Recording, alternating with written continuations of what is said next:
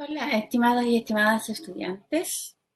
Les invitamos hoy a conocer esta clase que tiene que ver con la diversidad en el aula y cómo tú puedes organizar y planificar tu clase considerando las características universales y la diversidad de personas, de estudiantes que están en la asignatura o en el ramo que tú estás, donde tú eres ayudante. Vamos a partir explicando un poquito el objetivo de esta clase, que es conocer estrategias principalmente de enseñanza y aprendizaje que permitan abordar esta diversidad, que permitan eliminar o disminuir un poco las barreras de presencialidad también, de lo que significa ser ayudante en esta instancia, y también, por supuesto, que puedan conocer el diseño universal de aprendizaje, que es un concepto que vamos a elaborar también más adelante en esta misma videoclase. Los contenidos entonces de hoy día principalmente tienen que ver con conceptos claves del DUA que fundamentan la práctica docente y también con los principios orientadores del DUA para la práctica docente y también cómo lo vamos a aplicar en el aula, que es lo que les comentaba hace poquito. Ahora, ¿qué es el diseño universal de aprendizaje? Se preguntarán ustedes. Eso tiene que ver con tres conceptos principales. El primero es la variabilidad, el segundo es la superación de barreras y el tercero, que tiene que ver con proceso iterativo. Ahora, como ustedes pueden observar, las imágenes que se presentan ahí, algo nos dicen con respecto a esto. Les voy a pedir que piensen en el siguiente insecto, una chinita. Imaginen ustedes cómo puede ser una chinita. ¿Pensaron? Ya, ahora vamos a avanzar y vamos a ver la infinidad de ocurrencias que pudieran existir en todas las personas que están viendo esta presentación. ¿Ya? Entonces, ¿a qué vamos con esto? A que todos tenemos y todas tenemos ideas distintas con respecto a diferentes conceptos o vemos formas distintas con respecto a algo y eso habla mucho con respecto a la diversidad, que es con lo que queremos introducir esta presentación. Entonces, recuerda siempre que hay variedad. ¿Ya? Hay que diseñar una clase considerando la variedad de miradas que hay dentro de un aula. ¿Ya? Por eso es que es importante diseñar considerando que todas las personas podemos ver las cosas de una manera distinta y en contextos distintos también. El segundo punto tiene que ver con superación de barreras. ¿Ya? ¿Y de qué hablamos cuando nos referimos a superación de barreras? Aquí tenemos que fijarnos en el currículum, es decir, en lo que vamos a enseñar claramente, pero también nos tenemos que fijar en cómo lo vamos a enseñar. ¿Ya? Hay objetivos que nosotros y nosotras nos vamos a plantear al hacer una ayudantía. Hay evaluaciones que pueden ser distintas, no tienen por qué ser las clásicas. Hay métodos también de enseñanza que pueden ser diferentes y hay materiales que yo voy a utilizar considerando esta diversidad en el aula. Con respecto a, siguiendo con las barreras, siempre pregúntate, y esto sería como un tips, ¿mis objetivos respetan las distintas formas de aprender? ¿Ya? Porque hay personas que son más auditivas, por ejemplo, que aprenden más rápido cuando escuchan muchas veces algo. Hay personas que son, que hacen gráficos o que hacen esquemas. Entonces, por lo tanto, tú tienes que considerar que debe existir esta flexibilidad y esa flexibilidad en la forma como tú tratas de enseñar y de presentar tus objetivos se debe evidenciar a través del aprendizaje. Entonces, de esta forma, los y las estudiantes redactan, por ejemplo, un ensayo, ya exponiendo, supongamos, las principales teorías del aprendizaje.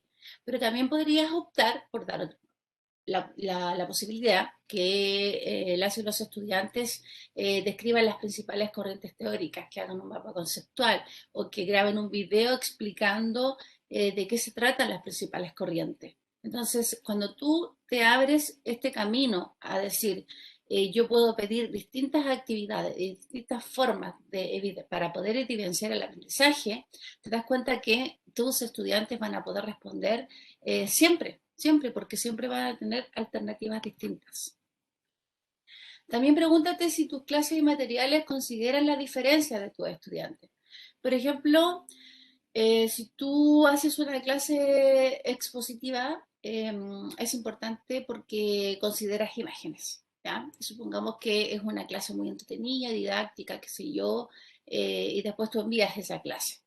¿Ya? Pero también puede ser que presentes una clase donde no solamente hayan imágenes, sino que también hayan descripciones, haya participación del curso, donde tú también presentes un video, por ejemplo, y también puedes tomar la decisión, por ejemplo, de enviar el material antes de la clase para que aquellos estudiantes y aquellas estudiantes que les cuesta un poco más comprender en el momento los contenidos puedan repasar y así ir previamente preparados para la clase que tú les vas a hacer. También con respecto a barreras, pregúntate siempre si están midiendo lo que corresponde y si están midiendo de manera flexible. Recuerda que las evaluaciones deben relacionarse con el objetivo planteado. O sea, si tú te planteas como objetivo evaluar las distintas corrientes de aprendizaje, conocer las distintas corrientes de aprendizaje, obviamente la evaluación tiene que ir en función de evaluar si lograste conocer o no esas corrientes. Entonces, es importante que las mediciones siempre vayan en línea con el objetivo y es importante que, por ejemplo, en una evaluación semestral, la medición de los contenidos mediante una prueba escrita esté relacionada con eso, que haya un temario y que se explicite también una escala de evaluación, que le des a conocer a tus estudiantes de qué forma tú le vas a evaluar. Y también importante que estén presentes las evaluaciones formativas, que es donde no necesariamente hay una nota de por medio, pero sí hay un feedback, sí hay una retroalimentación donde tú vas señalando, sí, esto va bien, esto no va por ahí, y vas haciendo una retroalimentación constructiva con respecto a algo. Y por último, el proceso iterativo, que tiene que ver con tres conceptos principales que están relacionados con lo que yo ya comenté recién, que es planificar. Después tú tienes que probar cómo sale, cómo resulta en el acto esa planificación que tú realizaste. Y luego reflexionar. ¿Estuvo bien? ¿Lo hice bien? ¿Esta era la forma? ¿Ya? Revisar que el estudiante identificó y logró traspasar todas aquellas barreras que pudieron haber existido gracias a que tú les diste múltiples posibilidades. ¿Ya? Ahora, como les decía, el objetivo planteado se relaciona con los contenidos y los contenidos a su vez se relacionan con la evaluación. Tú no puedes evaluar un contenido que no has visto, por ejemplo.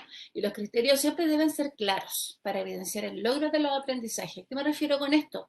A que siempre tiene que estar una rúbrica de evaluación, una pauta de evaluación, una pauta de cotejo, por muy sencilla que sea, pero debe haber indicadores para que tus estudiantes se puedan guiar por esos indicadores. Y por último, reflexiones para concluir. Cuando hablamos de diversidad en el aula y diseño universal de aprendizaje, estamos hablando de conceptos como inclusión, de dar la posibilidad a que todas y todos puedan aprender independientemente que tengan mayores habilidades para, no sé, para poder aprender o leer desde tu computador o que puedan leer solamente conceptos. Ya, hay personas que aprenden solamente con mirar palabras clave y hay otras que tienen que leerse el texto completo y hacer resumen para poder entender un texto. Entonces tú tienes que considerar todas esas variables a la hora de pensar en cómo organizar tu clase. Es importante que también valores y reflexiones con respecto a cuándo hay fracaso académico y cuando hay éxito académico. ¿Aquello depende solo del estudiante o depende también de la forma como el docente o la docente prepara su clase y piensa en toda esta diversidad? ¿Ya? Y ahora con respecto al apoyo al aprendizaje, también importante, ¿qué apoyos, qué medios yo entrego y facilito para que el estudiante, la estudiante tenga acceso universal, pueda acceder de distintas formas, en distintas plataformas, por internet, a través de libros, a través de diccionarios, a través de fuentes de todo tipo a lo que tú le quieres enseñar? Así que importante reflexionar con respecto a esto. La inclusión entonces tiene que ver con eliminar aquellas barreras o tal vez si no las puedes eliminar por completo, minimizarlas al máximo para que el foco de atención esté puesto en las características personales de y los estudiantes, ¿ya? Y una respuesta a las posibles dificultades que puedan tener.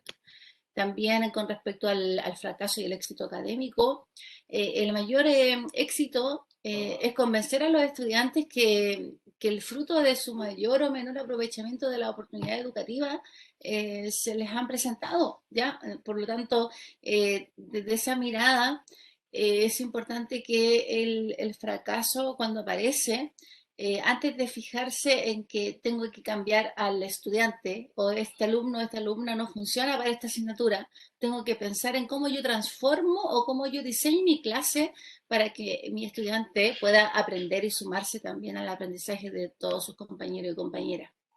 Y el apoyo al aprendizaje, como les comentaba hace un ratito, es toda la actividad, las herramientas que yo puedo entregar como respuesta a esta gran diversidad que yo tengo dentro del aula.